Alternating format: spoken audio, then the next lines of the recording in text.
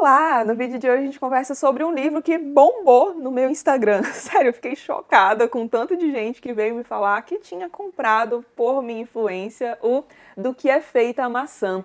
6 conversas sobre amor, culpa e outros prazeres, de Amos Oz com Shira Haddad. Amos Oz, a galera que é freguesia, seja aqui do canal, seja do meu Instagram, aliás, o link do meu Instagram estará aqui na descrição do vídeo, já sabe que Amos Oz, neste ano, passou a ocupar um lugar muito especial no meu coração. A minha melhor leitura do ano até agora foi o seu De Amor e Trevas, que ainda não tem resenha aqui, mas já comecei a preparar, então em algum momento ela aparece aqui pra vocês. E aí no processo de produzir esse roteiro, eu fui vendo entrevistas com o Amos Oz, assisti ao Roda Viva dele, maravilhoso, aliás, eu vou deixar aqui linkado pra vocês. Li também uma entrevista sensacional com ele, tô até pegando o livro, aproveitando que ele tá bem aqui, ó, uma entrevista disponível neste livro aqui, que é um compilado de entrevistas da Paris Review. Enfim, aí voltei a ficar fascinada. Aliás, fiquei mais fascinada ainda com Amos Oz e nesse processo acabei descobrindo este livro aqui, que consiste então em conversas do Amos Oz com a sua editora Shira Haddad. E o que aconteceu para a produção deste livro aqui? A Shira Haddad editou um livro do Amos Oz chamado Judas, inclusive tem uma seguidora, Dani, um beijo pra você, que vive falando para eu ler este livro, acho que eu vou gostar muito, então já está priorizadíssimo, provavelmente vai ser o meu Amos Oz do ano que vem, veremos. E total influência da Dani, diga-se de passagem.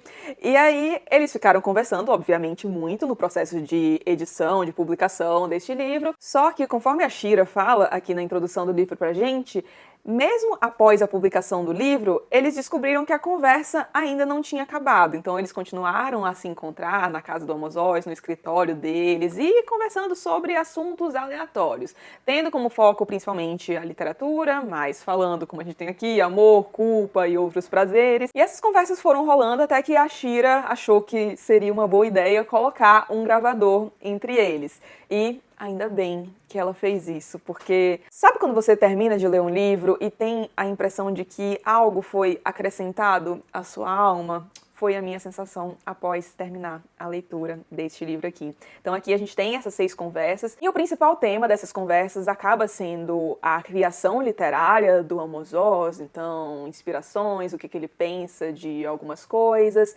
mas esse tema é abordado sob diversas óticas diferentes e também atrelado a subtemas diferentes dentro de cada uma dessas conversas. E eu devo dizer que eu gostei muito do fato de que o livro é vendido como 6 conversas e não como 6 entrevistas, porque apesar de aqui a gente ter o foco no Amos Oz, a Shira faz algumas intervenções muito legais. Eles são de gerações diferentes, então o Amos Oz era bem mais velho que a Shira, então a gente tem esse conflito de gerações, o que acaba gerando debates riquíssimos aqui em algumas partes do livro. Também tem a questão de ele ser homem e de ela ser mulher, o que também agrega bastante a discussão. A gente vai conversar sobre isso ao longo das conversas aqui. E para o propósito deste vídeo, eu queria falar brevemente sobre o que a gente tem em cada uma dessas conversas, para você saber se seria um livro legal para você ou não, mas já fica aqui a torcida para que seja. A primeira conversa é intitulada Coração Trespassado por uma Flecha e a conversa inicia-se a partir da seguinte pergunta: o que impulsiona a sua mão quando escreve? Então aqui eu acho que é a conversa em que o tema da criação literária é tratado com mais ênfase, até porque as conversas são muito ditadas a partir da primeira pergunta. Claro que eles, como é uma conversa, acabam fugindo do assunto diversas vezes, o que é maravilhoso, diga-se de passagem. Eu adoro essa mescla de assuntos. Mas a pergunta inicial da Shira geralmente dita o tom do resto da conversa, e aqui então a gente tem esse foco na criação literária. E quem já leu De Amor e Trevas deve estar mais familiarizado com esse processo do Amos Oz, mas ele conta que quando ele era uma criança, os pais dele, bom, ele não tinha irmãos, então era filho único de um casal, e os pais dele gostavam de ir a locais públicos para conversar com outros adultos, só que eles tinham que ficar junto com o Amos, né? Não tinha quem ficasse com ele, etc. Então ele ia junto, só que imaginem vocês, uma criança frente a uma conversa de horas e horas entre adultos, um tédio. E ele tinha um bom incentivo para ficar quietinho, que era, ao fim, ele ganharia um sorvete, só que para não morrer de tédio no processo, processo, ele conta pra gente que ficava observando as pessoas. Então ele se declara como uma espécie de espião. Então ele fala que quando ele estava num local público, ele não ficava lendo um livro ou lendo um jornal. Ele ficava sempre observando as pessoas, porque aquilo poderia servir de material para a criação dele. E isso desde pequenininho. E aí é nessa conversa aqui que tem o trecho que dá origem ao título do livro, do que é feita a maçã. E eu acho muito legal, queria contar aqui para vocês rapidinho, mas basicamente ele conta que em um romance dele intitulado A Caixa Preta, que eu ganhei de presente da Charlene. Um beijo, aliás, para você, Charlene. Mas então, ele conta que nesse romance há um personagem que tem o hábito de coçar a orelha esquerda com a mão direita, ou é o contrário, e aí ele passa por trás da cabeça. E certa vez uma leitora perguntou a ele de onde é que ele tinha tirado isso, porque ela conhecia uma pessoa que tinha esse hábito também. E aí ele ficou pensando e chegou à conclusão de que não tinha a menor ideia de onde ele tinha tirado aquilo. E aí ele fala, olha só aqui, da questão da maçã. Tome uma maçã. Do que é feita a maçã? Água, terra, sol, uma macieira e um pouco de adubo. Mas ela não se parece com nenhuma dessas coisas. É feita delas, mas não se parece com elas. Assim é uma história, que com certeza é feita de uma soma de encontros e experiências e atenções. Legal, né? Então é basicamente isso. Ele fica olhando para as coisas porque ele sabe que aquilo vai virar ingrediente para uma história que ele vai escrever, por mais que ele não tenha plena consciência disso. Que provavelmente ele viu alguém em algum momento da vida fazendo esse gesto, né, de coçando a orelha esquerda com a mão direita, mas ele não ligou isso ao personagem na hora que foi produzir o seu livro. E ele falando aqui dessa questão do espião, pode dar a sensação de alguém bisbilhoteiro, né, de ficar olhando, sorrateiro pelos cantos, fuçando a vida das pessoas, mas ele dá uma dimensão moral a esse ato e que eu achei muito legal, porque ele diz que isso tudo é fruto da curiosidade dele, que ele sempre foi uma pessoa muito curiosa, e eu me identifico nisso aí. E olha o que ele diz: acho que a curiosidade não é só uma condição necessária a todo trabalho intelectual, é também uma qualidade moral.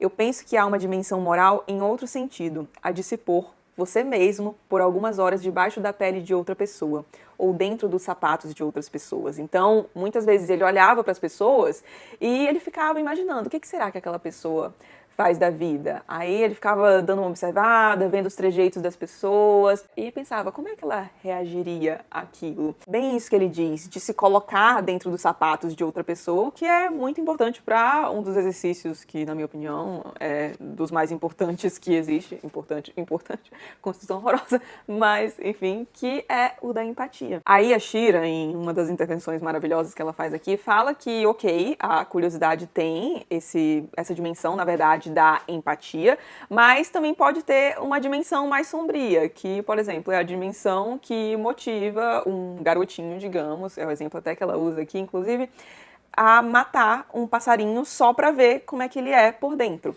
E aí o Amós fala algo muito legal aqui e que vai render um vídeo específico aqui no canal. Eu tava fazendo o roteiro para pontuar algumas coisas que eu gostaria de falar, porque se eu não fizer esses roteiros eu fico falando aqui até amanhã, e eu percebi que o vídeo ia ficar gigantesco se eu falasse sobre esse aspecto aqui, então a gente fala em breve num vídeo à parte do canal. Mas olha só o que ele diz. De fato, não se pode esquecer que também existe uma curiosidade sombria, capciosa. E aí ele fala que a gente pode encontrar essa curiosidade tanto em crianças quanto em adultos, mas até em escritores. Só que olha só o que ele diz. Obras nas quais o escritor está aferrado ao mal e até encantado com ele, também têm uma dimensão moral, porque elas desafiam o leitor ou despertam nele anticorpos morais. Eu amei essa expressão anticorpos morais e vou adotar para falar desse tipo de coisa. Em breve a gente conversa mais detalhadamente sobre isso aqui no canal. A Shira também pergunta aqui se ele costuma voltar nos livros antigos dele para reler, para analisar alguns aspectos. E eu acho muito legal o que ele diz, porque olha só, ler uma página que você escreveu é como ouvir sua voz numa gravação. Concordo, porque toda vez que eu me ouço aqui editando o vídeo, eu fico, meu Deus, que bizarro. É estranho, constrangedor. Se às vezes eu abro um livro meu, acontece uma de duas coisas. Ou fico frustrado porque vejo que hoje eu poderia escrever aquilo melhor, ou fico frustrado porque acho que nunca mais escreverei tão bem. E aí, para esse segundo caso, ele diz que existe que é o livro chamado O Mesmo Mar. Vou deixar a capinha aqui para vocês, que é um livro para o qual ele volta e ele... Fala uma coisa tão engraçada aqui sobre este livro, porque aparentemente ele considera este o livro mais bem escrito dele. E ainda sobre esse livro, o que ele diz? Olhe para ele como uma vaca que pariu uma gaivota. Ou seja, ele não consegue entender como alguém como ele foi capaz de escrever um livro daquele, e é óbvio que agora eu tô morrendo de vontade de ler esse livro. Alguém já leu aí, aliás? Se sim, comentem aqui o que vocês acharam. A segunda conversa é intitulada Às vezes e começa a partir do seguinte comentário. Falemos sobre mulheres e homens. O mundo mudou muito no decorrer de sua vida, no que diz respeito aos relacionamentos e ao jogo de forças entre mulheres e homens. Nos anos recentes, parece que essa mudança se acelerou e se extremou. Essa é uma das conversas mais legais do livro. Ai, é difícil falar porque, nossa, eu amei todas. A primeira é maravilhosa, talvez tenha sido a minha preferida até. Não sei. É porque todas são realmente muito boas, então nem acho que vale entrar muito no mérito aqui da preferida, etc. Mas essa conversa aqui é realmente muito boa. Então ele fala que, como na infância dele, basicamente só os homens falavam. Então as mulheres ficavam de canto, elas podiam falar quando era algo relacionado à limpeza da casa, educação dos filhos, mas sobre política, literatura, elas ficavam quietas. Mas tinha uma mulher que de vez em quando falava, e que quando falava, ela era capaz de ter a admiração de todo mundo ali no círculo, ter a atenção das pessoas que estavam ali e de mudar o rumo da conversa, mesmo falando tão pouco, que era a mãe do Amos Oz. Apesar de acabar não falando tanto assim, muito em parte por conta das circunstâncias da sociedade, etc., mas também por conta de alguns outros motivos que a gente enxerga em De Amor e Trevas, e a gente conversa sobre isso quando tiver resenha de Amor e Trevas aqui. Mas então, aí ele fala que teve essa vivência de, na infância, não ver as mulheres falando, os homens com completa soberania. E aí, na sua juventude, ele vai viver num kibbutz. A gente já vai falar mais sobre o kibbutz, porque a terceira conversa é basicamente apenas sobre isso. Mas os kibbutz eram basicamente, na sociedade israelense, grupos coletivos, sociedades comunitárias, digamos. Então eram várias pessoas vivendo no mesmo lugar e naquela região as coisas eram baseadas em propriedade coletiva, todo mundo trabalhava para o bem comum, igualdade social, meios de produção próprios. Já já a gente fala mais sobre essa vivência dele lá, mas aqui ele fala de uma parte específica dessa vivência, que é a relação entre homens e mulheres. E aí ele fala que fica impressionado quando chega lá, porque lá as mulheres falavam e ficavam basicamente em pé de igualdade com os homens, só que ao longo da vivência dele ali, comparando com algumas outras coisas que ele via, ele percebe que aquela igualdade de gênero estava apoiada num pilar para ele que não era de todo modo ético, correto, digamos, que é a questão de a mulher ter que abolir toda a sua feminilidade para ser colocada em pé de igualdade com os homens. Então ele diz aqui, ó, no kibbutz exigiam das mulheres que abandonassem todos os clichês da feminilidade, como por exemplo batom, meias de nylon, joias. O que aconteceu então foi que as mulheres se vestiam como homens. E aí ele basicamente se pergunta até que ponto essa igualdade é válida para haver igualdade, um grupo, no caso as mulheres, tenha que se despir de todas as suas características. E assim, se a mulher quiser se vestir que nem um homem, ok, mas você ter que se despir de tudo isso para ser considerada um igual é complicado, né? Igualdade que eu digo de direitos, tá? Porque eu, particularmente, não acredito nessa coisa aí de que homens e mulheres são iguais, não. E Amos Oz também fala sobre isso aqui. Na essência, eu digo. E ele conta aqui da vivência dele quando criança, como ele enxergava as mulheres. E ele basicamente não tinha contato com mulheres. Então a figura feminina que ele via era basicamente a mãe dele, porque ele estudava numa escola onde só tinha homens. E aí, quando ele vai no kibbutz e ele vê aquelas mulheres ali falando, ele fica, meu Deus do céu, o que está acontecendo? E ele fala aqui sobre isso, sobre como foi essa percepção dele frente às mulheres ali no kibbutz e como essa visão dele da mulher foi mudando ao longo da vida. E ele fala aqui do papel da literatura nisso, porque, olha só, ele diz, aprendi nesses romances como Madame Bovary e Anna Karenina, que ele cita aqui, aprendi nesses romances coisas que não sabia e não tinha imaginado. E, como acontece às vezes quando se lê boa literatura, você descobre que os chineses não são tão diferentes nem tão distantes de nós quanto pensávamos até então. E mais pra frente, ainda sobre Madame Bovary e Anna Karenina, ele diz, esses livros foram escritos por homens. Certo que por homens esclarecidos, mas assim mesmo, homens do século XIX que também eram prisioneiros dos clichês sobre a relação entre feminilidade e delicadeza ou fragilidade. Com os anos, aprendi mais coisas sobre feminilidade, coisas que Anna Karenina e Emma Bovary não vão te ensinar, nem mesmo Jane Austen ou Virginia Woolf. Mas aqueles livros foram um primeiro estágio, e sem eles, eu não ganharia meu primeiro batismo de mel e não teria progredido com os anos para o estudo de segunda e terceira graduação. Não é legal isso? E tem um ponto aqui que eu acho muito importante, que é um ponto no qual ele está falando sobre fanatismo, sobre algumas manifestações, movimentos radicais na sociedade. E aí eles chegam em um caso de uma mulher que processou o escritório, eu tô procurando aqui, o escritório onde ela trabalhava, aqui ó, a história de uma jornalista que processou o jornal no qual trabalhava, apesar de ninguém tê-la ofendido pessoalmente. Não houve assédio sexual, mas o ambiente a assediava. Os homens penduravam em seus escritórios ou nos corredores figuras de mulheres nuas ou seminuas. Não me lembro bem. Ela então processou o jornal e ganhou. E não sei se eu fiquei contente por ela ter ganhado. E aí ele fala um pouco sobre isso, porque, putz, isso seria uma coisa meio radical, né? Não houve assédio a ela. Então, por que que ela teria ganhado o processo? E aí a Shira, nesse momento, faz uma intervenção, falando que ela também não gostaria de trabalhar no escritório onde fossem permitidos colagens de mulheres nuas nos corredores, etc. Olha só.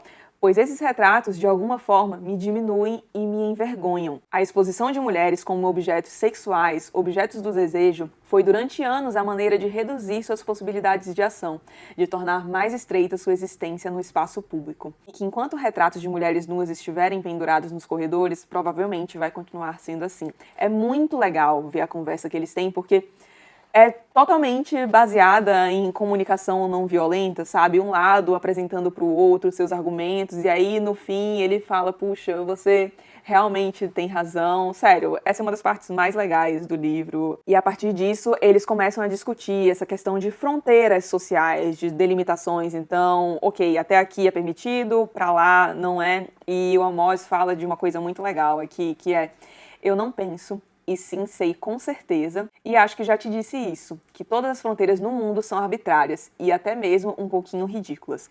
Mas a ausência de fronteiras é perigoso, destrutivo e até mesmo catastrófico. A terceira conversa é intitulada Um Quarto que é Só Seu e começa a partir da seguinte pergunta da Shira. Quero perguntar sobre seu sobrenome, que você mudou de Klausner para Oz quando saiu da casa de seu pai e foi viver no kibbutz, com 14 anos e meio de idade. Você escreve sobre isso resumidamente em De Amor e Trevas.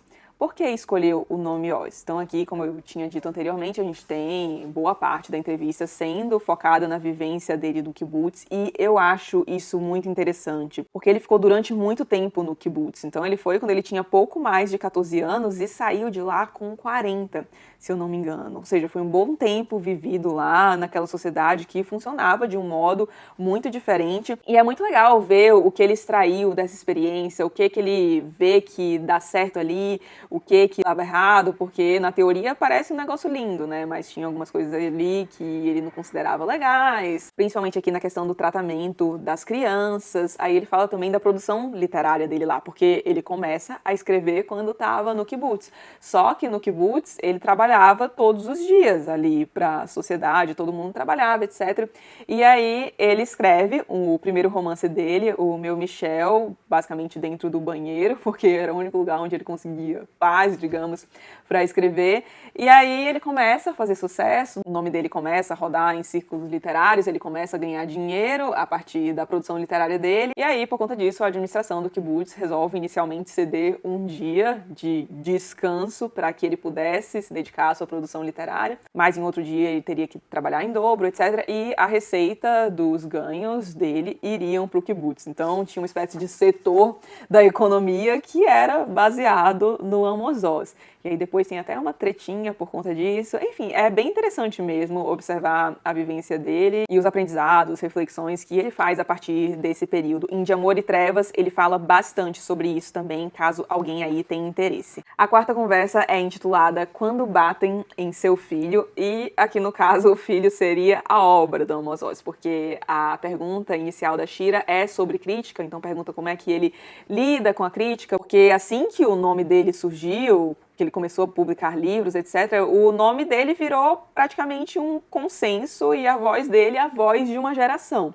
Só que aí depois teve uma queda nessa popularidade dele, os romances dele começaram a ser criticados e depois isso muda novamente. Ele começa a ser prestigiado lá para a década de 2000, como a Shira fala aqui. E ela questiona sobre a relação dele com a crítica. E, nossa, essa conversa também é muito legal. Eu falei isso para todas, eu acho, né? Mas é bem legal, olha só o que ele diz aqui sobre críticas. Veja, é ótimo receber críticas boas, pois todos nós precisamos de algo que nos fortaleça. Mas as críticas ruins influenciam mais do que as boas. E mais pra frente ele diz também: pelo visto, prestei especial atenção às críticas que me diziam: acalme-se um pouco, diminua o volume. Pode ser que isso tenha me influenciado, mas essas eram uma minoria. A maioria eram vociferações, sarcasmo e zombaria. Não influíram em mim, só me atingiram, me magoaram, mas não é isso. Com esse tipo de crítica você não aprende nada. E o Amos Oz foi muito criticado durante a vida dele, não só pela sua produção literária, mas também pelo posicionamento político dele, porque ele era uma voz bastante ativa na política ali da região de Israel e Palestina, e ele era aquele tipo de pessoa muito difícil de colocar numa caixinha, sabe? Então as pessoas tentavam falar, você pertence a essa caixinha, só que aí ele dizia uma coisa, e aí as pessoas ficavam, putz, mas como assim? Ele não pode pertencer a essa caixinha dizendo isso? Então a gente vai jogá-lo naquela caixinha, e aí também dava errado lá. Tem um trecho aqui que eu acho que descreve isso muito bem, olha só, as pessoas se referindo a ele. Ele está em todo lugar, mas também em lugar nenhum, porque não dá pra saber qual é a dele. E uma coisa que me chama muita atenção no Amos Oz, isso me chamou muita atenção mesmo em De Amor e Trevas, e foi um dos motivos que me fez gostar tanto desse livro, é o fato de ele ser muito honesto consigo mesmo. E isso é uma coisa que requer muita coragem. Requer muita coragem tanto você consigo mesmo, mas imagine para uma pessoa que se expõe seus pensamentos para tanta gente, como ele fazia. E, por exemplo, ele fala coisas aqui como, sim, às vezes eu tenho inveja, muita. Inveja um escritor que escreveu melhor do que eu, e aí ele vai dando uns exemplos. E eu acho muito legal que ele reconheça esse tipo de coisa. Porque muitas vezes a gente tenta fechar os nossos olhos para esse tipo de coisa, por exemplo, não sou uma pessoa que sente inveja. É sim, eu sinto inveja, você sente inveja e isso é um sentimento humano, né? Acho que isso demonstra que nós somos humanos, porque, na verdade, o que importa é o que você faz a partir disso. Então, ok, nós sentimos inveja, mas o que você faz a partir disso? Você tenta usar isso para melhorar a si próprio ou tenta atingir o outro de alguma maneira negativa, a fonte da sua inveja, digamos? E mais pra frente ele diz isto: a conscientização de si mesmo é frequentemente o oposto do prazer. Então, é especialmente legal ver que ele tem consciência disso, mas que ele ainda assim faz esse tipo de colocação pública, sabe? Leiam De Amor e Trevas, eu tenho que agilizar essa resenha para a gente falar logo sobre esse livro aqui. E eles entram mais a fundo nessa questão de crítica literária, só que o Amos Oz era uma pessoa que vivia fora da internet. Ele não tinha redes sociais, não gostava de checar as coisas, etc. Até para proteger a sanidade mental dele, nem o julgo por conta disso.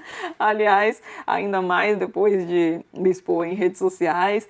Mas aí ele não sabe muito bem como é que estão as coisas em literatura, crítica de literatura online. E aí, mais um ponto legal de ter esse contraponto de gerações, a Shira tá na internet e ela fala, existem blogs fascinantes, há comunidades de leitores online, as pessoas trocam ideias, pensamentos e recomendações sobre livros. E aí ela vai detalhando mais esse tipo de coisa e olha só o que ele diz: o que você está dizendo fortalece em mim uma certa dúvida otimista. Dúvida com uma esperança meio mística, de que no futuro haverá o que houve em todas as gerações, mesmo antes de existir a crítica literária. Uma pessoa lerá um livro e dirá a outra pessoa: vale a pena você ler.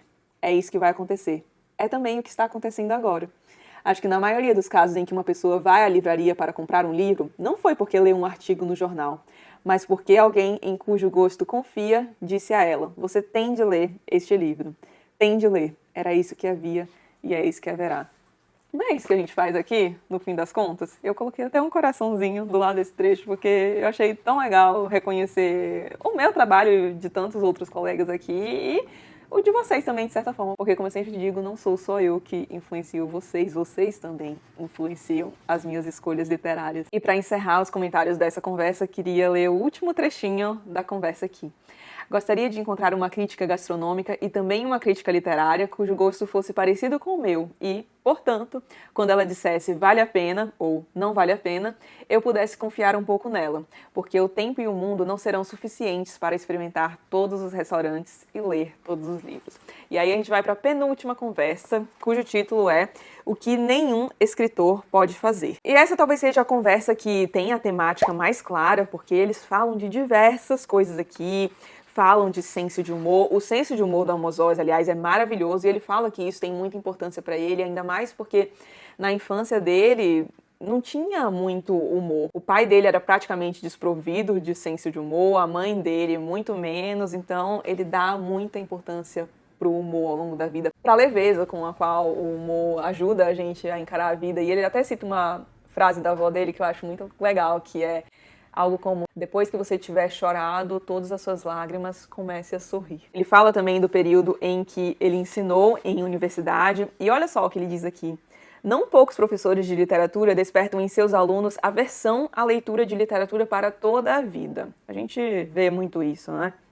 E ele diz: um professor de literatura no ensino médio não precisa preparar pesquisadores.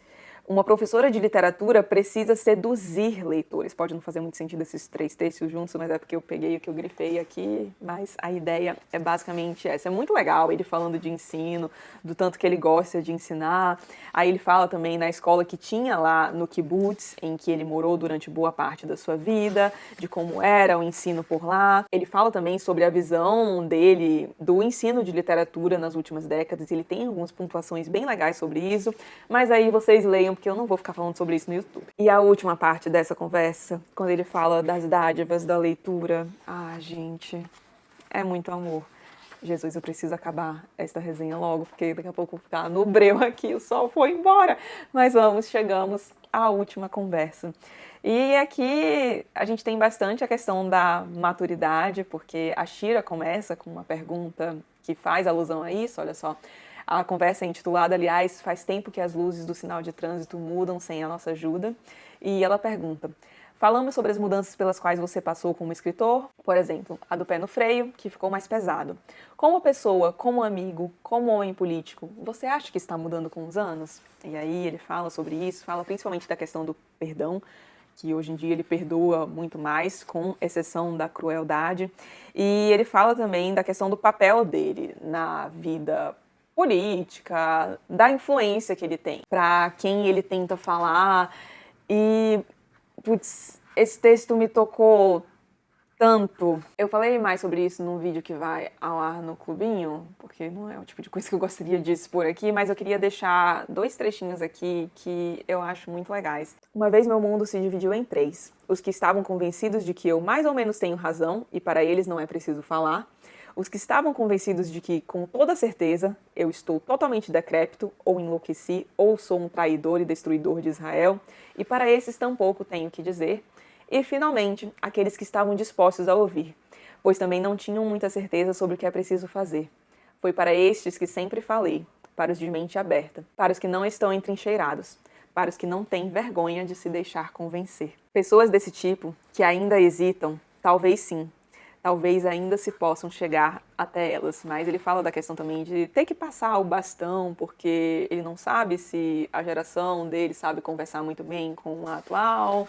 É bem legal e um baita de exercício de humildade dele aqui. E no finzinho da conversa ele faz os prognósticos dele pro futuro, se ele é otimista, se ele não é, no que ele é otimista, no que ele não é otimista. De novo, tem muitos trechinhos aqui que me tocaram de um jeito muito em relação às dádivas da literatura, da qual ele fala, sabe? De muitas vezes você ler algo e conseguir conversar consigo mesmo, se ver na experiência de um outro. Aí a parte final, quando ele diz: para mim, esta é a maneira de viver com os mortos. Convidá-los às vezes para estar conosco, servir-lhes uma xícara de café, evocar com eles algumas lembranças, tentar fazer as pazes um pouco e enviá-los de volta à escuridão.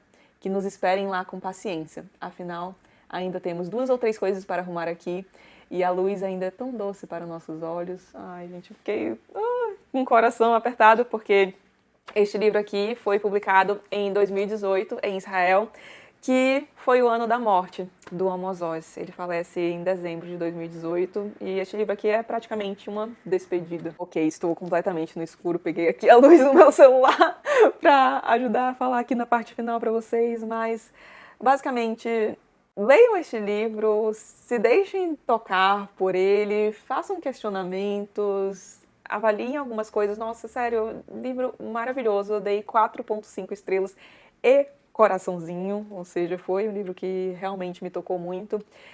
E eu considero este aqui uma excelente porta de entrada para a obra do Amos Oz, mais do que de Amor e Trevas, porque, de verdade, se você gostou deste livro aqui, você definitivamente gostará de Amor e Trevas. E esse aqui funciona como uma excelente introdução às ideias do autor. Então, lendo isso aqui, você já consegue ter uma boa ideia se você vai gostar de Amor e Trevas e se vale a pena para você enfrentar aquele calhamaço. Espero que sim. Agora, deixa eu ir, que já estamos no breu aqui. Espero que vocês tenham gostado do vídeo. A galera que leu o livro, que comprou, porque me viu falar tão bem dele no Instagram, comenta aqui o que vocês acharam, se algum trecho a mais chamou a atenção de vocês. A gente conversa aqui nos comentários. E se você tiver gostado do vídeo, não esqueça de deixar um like e de se inscrever aqui no canal, caso não seja um inscrito ainda. Um grande beijo e até os próximos vídeos.